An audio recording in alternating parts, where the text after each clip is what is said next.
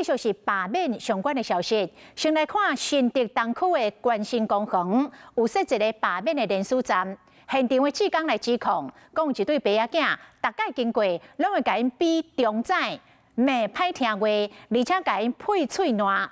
志工甲这个画面录落来报警，警方通知两爸仔囝到案说明，随后甲因移送侦办。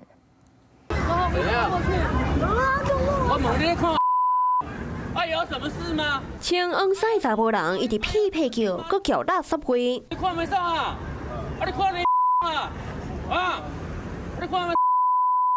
面对这个激动的查甫人，罢免团体职工是冷静个无奈，伊指控查甫人这个行为已经发生过6摆。另外一位女职工发现说，他们那一对父子很诡异，每次经过我们的时候都要对我们比中指。那一对父子看到有男职工之后呢，他就不比中指了，反而是对我们吐口水。你看，一直对我们吐口水。昨下晡，伫新竹东区关心公园连锁站，现场职工将这个喊过行为翕落来，直接提告。因为他那个3字经也都标出来了，对，那我们就是最后有对这一对父子就是有做提告啦。因为他那时候警察有来，然后他本来还在现场做运动，然后看到警察来的时候，他就很快速的跑掉。有关违反权罢法及公然侮辱部分之告诉，双方当事人均已通知到所制作调查笔录完成。 将移请新竹地检署侦办。又来了。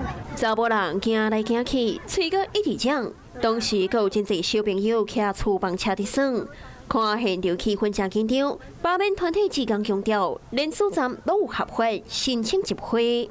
罢免连署哦，下架贪污高虹安，小孩请抓好，不要在那比中指啊！后尾警方来到现场，成功将查甫人压制。又来了。 Hello， 我是张新文。想要抢先掌握最及时的新闻资讯吗？赶快订阅、按赞、开启小铃铛，锁定华视新闻 YouTube 频道。